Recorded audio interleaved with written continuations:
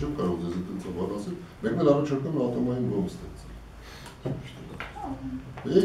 Հաղատուստեղծել միջուկային եք ստեղծել, թռչողացնել վրադիր։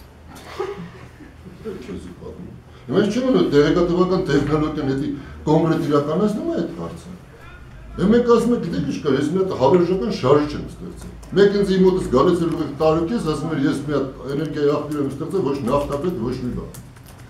Հետո մեր նայում ենք, տեսնում ենք ոչ մի տեղ այդ մարդը ոչ գրանցված ունի, ոչ էլ։ Պարոն Այվազյան, խոսքը այդ սենսորային համակարգերի մասին է, որոնք որ այդպես սահմաններում պետք է տեղադրվեն։ Խոսքը անօթաչու սարքերի մասին է, ինչ ատոմային ռումբ։ Ես նորից ձեզ եմ ասում, ես այդ հարցում չեմ կարող լինել բժիշկ։ Այսինքն դա ճիշտ եզրահանգում, ոչ այդ տեղեկատվական տեխնոլոգիաներով զբաղվող ազնվորությունները կարող են սեփական նախաձեռնությամբ ասել մի հատ մի բան սարքի, կներեք իմ կոպտությանը, կամ մոտենային ինչ-որ մեկին, որ կարող է ֆինանսավորել, ասենք աշխարհում դենց է զարգացումը գնում, հետո այդ սարքը սարքեին, տանեն այդ անօթաչու սարքը գցեն, ասեն քեզի փաստ է։ Հիմա պատկերացրեք օրական քանի հոգի տենց առաջարկով կարող է գալ։ Օրական 100 հոգի կարող է գա առաջարկով, իսկ ամեն մի առաջարկը լինելու է գումար։ Հետո այդ գումարից հետո ստեղից մի անգամ զգում ասեն ուրա այն փողերը։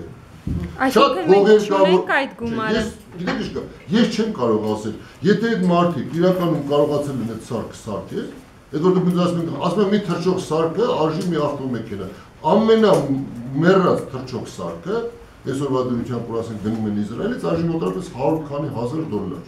Երբ որ նկարում է, մեր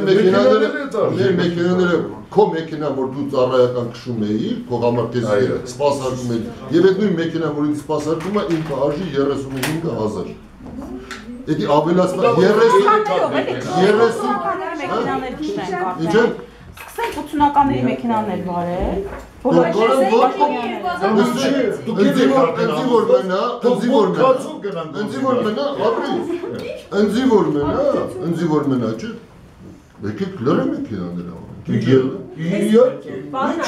Նման առաջարկ անելու, պարոն Այվազյան, նման առաջարկ անելու եք որպես տնտեսական հանձնաժողովի։ Իսկ եթե անհրաժեշտություն լինես, նաև առաջարկ եմ անելու։ Անհրաժեշտություն կա, կյանքը ցույց տվեց։ Ուրեմն շատ բան է մոնոպոլիա պետք է դառնա պետական։ Կներեք, եթե ինձ որ մենաբար,